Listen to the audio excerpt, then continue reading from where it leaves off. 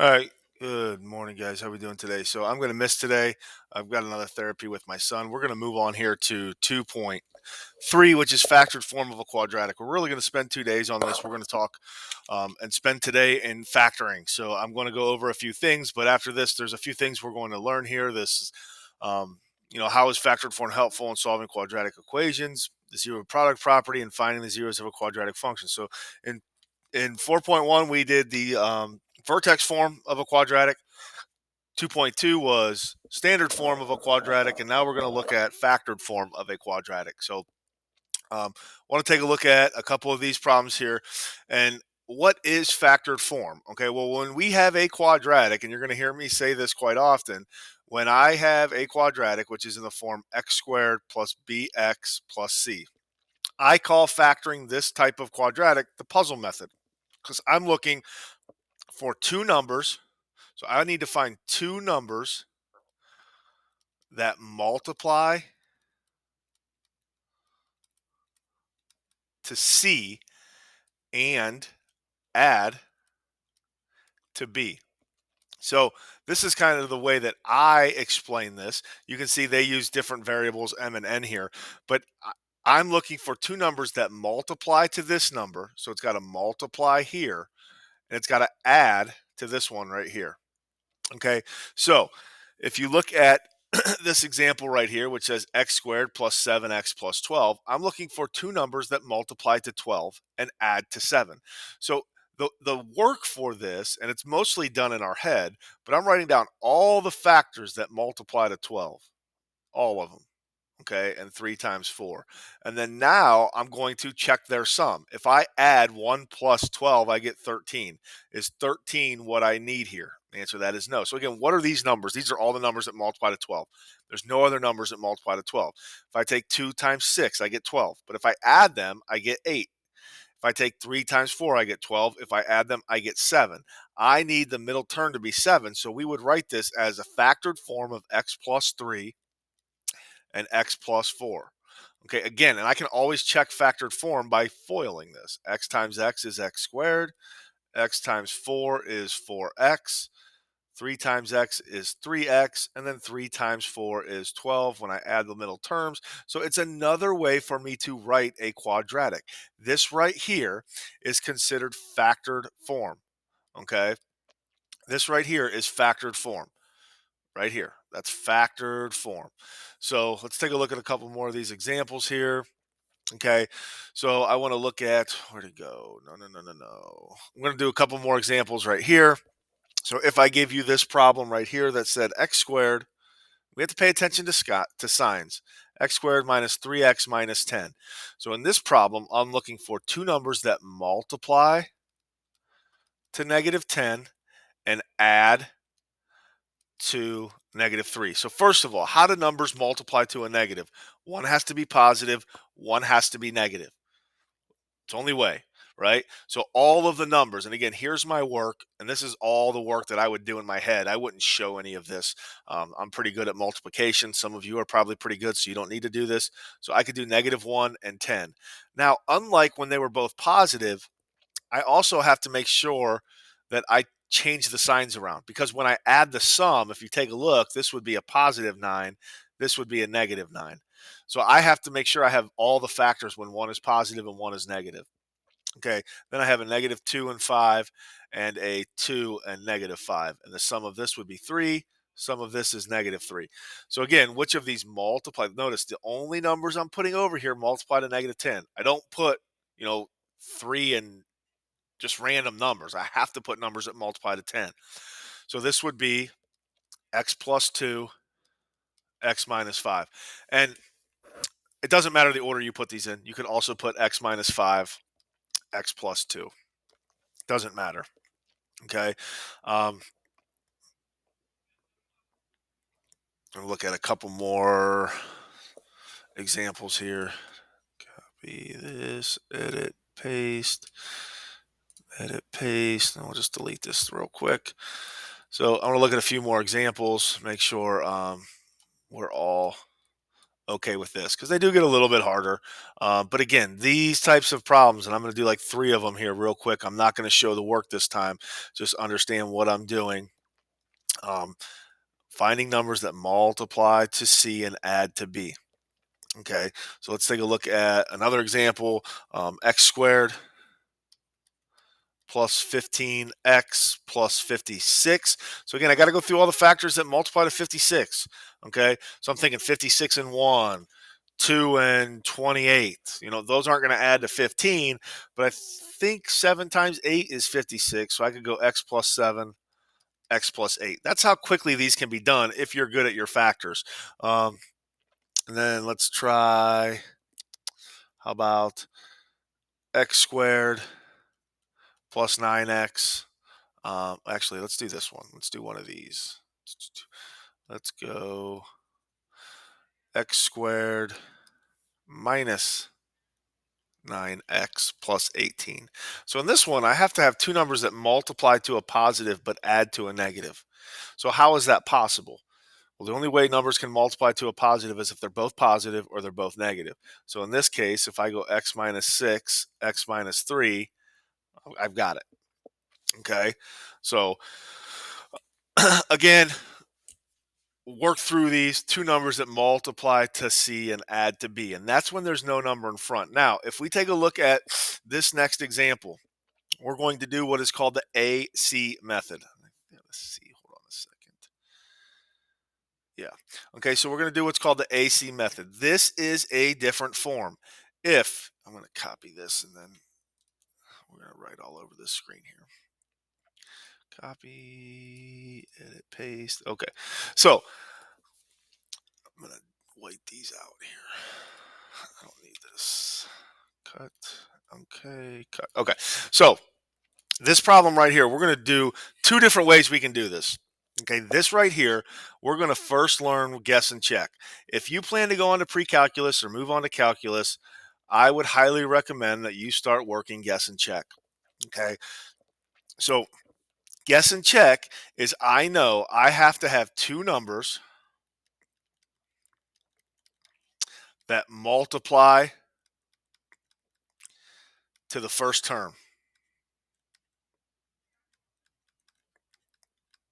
That's a bad one. Okay, that multiply to the first term. So what does that mean? The first numbers, when I write this as a factor, has to be 2x and x. Now it's tough. If this is a 6x squared, then I would have to do 3x or 2x or possibly 6x and 1x. But I'm only going to write down the first two numbers that multiply to the first term. Now I'm looking at this last number. I need two numbers that multiply to -3. Okay. I'm only going to put numbers here that multiply to the first term. I'm only going to put numbers here that multiply to the last term. So I need -3 and +1, right? Now, here's where the check comes in. I am checking the outer plus the inner. Okay. So I am checking 2x times 1, which would be 2x, -3 times x. Okay. This has to equal my middle term. Does it equal my middle term? No. That doesn't mean these numbers are wrong. That means I have them in the wrong place. Okay, so let's go ahead and move the 3 and the 1. Let's move those around. Let's make this a -1 and this a +3. So when I check my outer and inner here, I've got 2x times 3, which is 6x, 1 times x, which is -x, which is 5x. Is that what I need? Really close. I need a -5x. So all I need to do here then is change the sign, right? This would be a plus. This right here would be a minus right here. This would be a minus. So again, check your outer, your inner. 2x times -3 is a -6x plus x would give me a -5x, and that's what I need my middle term to be. So where did I get 2x and x from? That's what multiplies to the first term. Where did I get -1 or -3 and 1 from? That's what multiplies to -3. I am guessing. I don't know exactly where they go. And then again, if you get better at math in your head, you can go ahead and just go -3 times 2 is -6 plus 1. Yep, that's -5. So this is my answer, 2x plus 1 and x minus 3. Now, there's another way to do this that we kind of teach here, and you may have seen this from Miss Thomas. I know she really teaches this than Mr. Kalkbrenner. Okay, um, we're going to go ahead and do what's called the x method. Okay,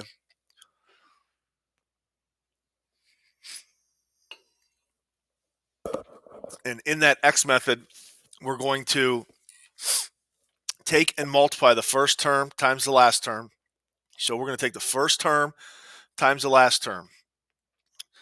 So 2x times negative 3. So I'm going to multiply, I'm going to write this out, a times c. Okay, so in this case, 2 times negative 3 is negative 6. I'm completely ignoring any of the variables. Here, I'm going to put bx, which in this case is a negative 5. So I'm going to put all of the numbers that multiply to negative 6 and add to negative 5. Any numbers that multiply to negative 6 and add to negative 5. Okay, so any disagreement there. So these are the factors that multiply to AC and add to BX. Right here. So then now I'm going to divide those by A. Okay. And you can do A or actually, we're going to divide those by C. Okay. We're going to divide both of those by C. So we're going to put this over C, which is negative 3, which is negative 3. And then now we reduce any fraction. So what's negative 6 over negative 3 reduced? It's 2 over 1.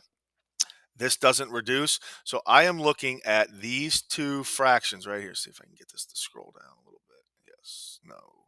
Okay, I'm looking at these two fractions right here. 2 over 1 and negative 3 over 1. The top. So again, this is my C. This is my C, okay, of the original problem. I take the top and put an X after it, and then add or subtract the bottom. 2x plus 1. I put an X on the top and add or subtract the bottom, whatever it says, minus 3. Same exact thing that I got there. It's just a little bit of a cheat. Okay, so let's take a look at another one of these. Go ahead and let's do that's the one we just did, isn't it? Yeah, let's do this one right here. Okay, so we're going to do the X method. So multiply A times C. 3 times 2 is 6. Put my BX here, which is negative 7. What two numbers multiply to 6 and add to negative 7? Well, that would be a negative 6 and a negative 1, right? They're both negative. And then now I put those both over C, over 2, over 2. Notice last problem, I put them over a negative because this was negative. I put them over a positive here. Okay, and then simplify, negative 3 over 1.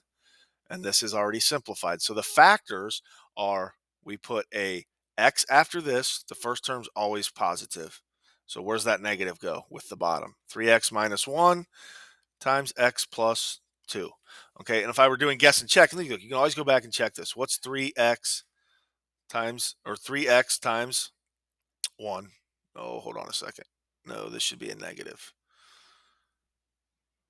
When I put this in here, this should be, because that 1 is negative. Okay. Sorry, this should be a negative because negative 6, negative 1. So this needs to be a x minus 2. Let me make sure I fix that real quick. So go back and look at that. Make sure that that's a negative here. Okay, because it's negative 6, negative 1. Again, and I know I put the negatives up here, but they always go with the bottom term when I use C. Okay. So guess and check. What's 3x times x? 3x squared. That better be the first term, right? My outer is a minus 6x. My inner is a minus x. And my last term is a plus 2. 3x squared minus 7x plus 2. Okay. Let's take a look at another one. Let's do 4x squared minus 11x minus 3. So again, X method, we're going to put A times C up here, which is negative 12. We're going to put a negative 11X right here. What two numbers multiply to negative 12 and add to negative 11? Well, that would be negative 12 and a positive 1. Make sure your signs are right. And we're going to divide those each by a negative 3. Okay, and I'm going to simplify the fraction. Make sure you simplify the fraction and write it as a fraction. This is 4 over 1. So I have a 4x plus 1, 4x plus 1 times x minus 3. Again, you can go through and you can check this, but this is pretty soundproof. It works every single time. Okay, so I'm going to give you some problems that deal with factoring, and I really want you to use this block to do that. It's going to seem like a lot of problems, but again, the more practice you do these with, the easier this becomes. This really shouldn't take you a ton of time to factor, but I want to make sure I spend enough time on the practice.